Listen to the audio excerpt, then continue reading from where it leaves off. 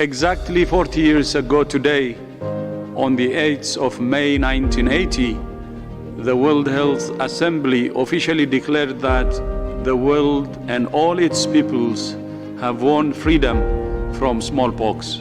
Smallpox is the first and to date the only human disease to be eradicated globally. Until it was wiped out, smallpox had plagued humanity for at least 3,000 years, killing 300 million people in the 20th century alone.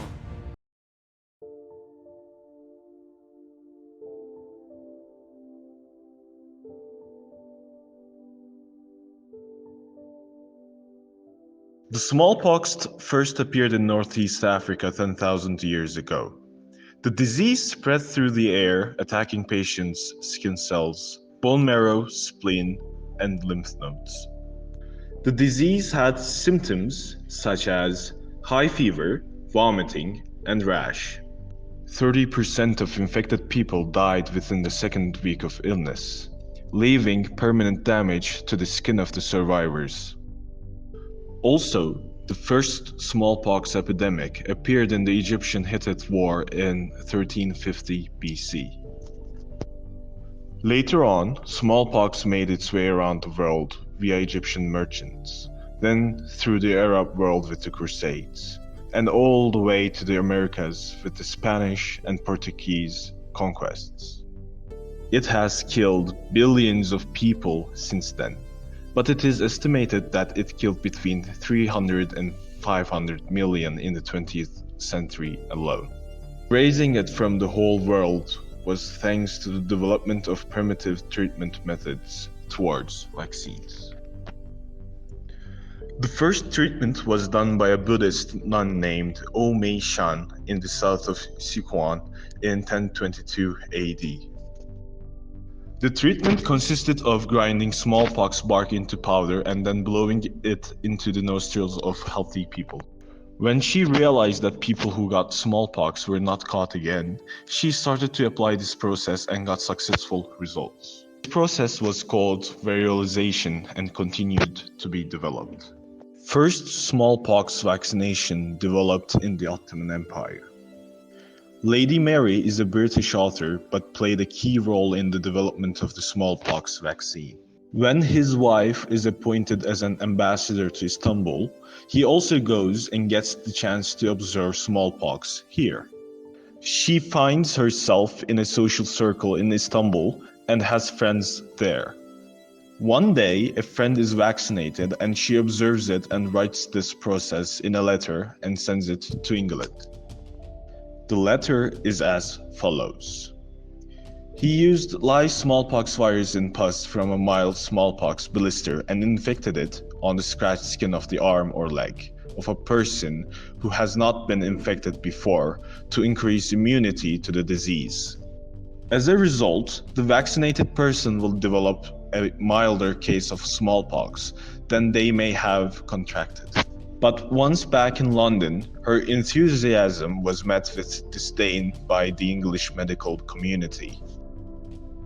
The reasons ranged from religious, being what could Mohammedans teach Christians, to medical, an untrained aristocrat lecturing physicians, to economic. Physicians of the day made a lot of money from useless smallpox treatments, to a sexist point of view, being a female changing the thinking of men. The opposition seemed only to energize Lady Mary. When yet another smallpox epidemic threatened London in 1721, she had her second child, a daughter, inoculated. This time, she invited an audience that included the king's own physician. Her daughter breezed through recovery with every step observed by a stream of visitors. The girl would thrive, later marrying a British Prime Minister. Lady Mary had won. Her work opened the door and the others followed her improvements. British immunologist Edward Jenner conducted the first modern treatment study. He tried his first studies on children, and when he got positive results, he turned his studies into a detailed report. Jenner began her vaccination studies by observing milkmaids because they were immune to smallpox.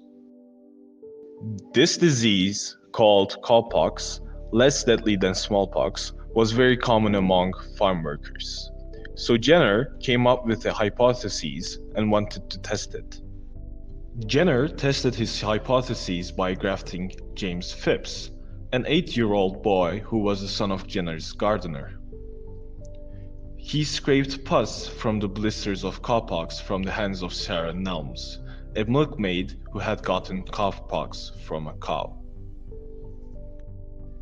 Jenner vaccinated Phipps in both of his arms that day, which then caused a fever and some uneasiness in Phipps, but there was no complete infection. No disease followed. The child was then given various materials and again showed no signs of infection. No unexpected side effects occurred, and neither Phipps nor the other recipients experienced any future seizures. Thus, modern and fully efficient vaccine has emerged. There is no cure for smallpox, but vaccination can be used very effectively to prevent infection from developing if given during a period of up to 4 days after a person has been exposed to the virus. This is the strategy that was used to eradicate the disease during the 20th century. The intensified eradication program began in 1967 with a promise of renewed efforts. Laboratories in many countries where smallpox occurred regularly were able to produce more, higher quality, freeze-dried vaccine. Prevention of smallpox is based on a worldwide vaccination strategy.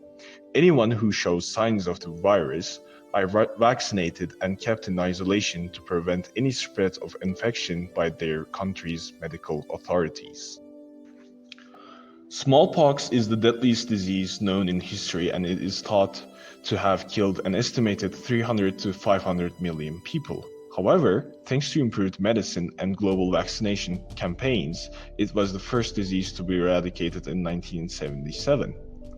Later, humanity realized the importance of vaccination again thanks to COVID, because within 2 years from the time it emerged, it was under control thanks to vaccines. But more than 6 million people died, but the death toll from smallpox was 50 times higher. News from Geneva, the World Health Organization has made it official. Smallpox throughout the world has been virtually eliminated.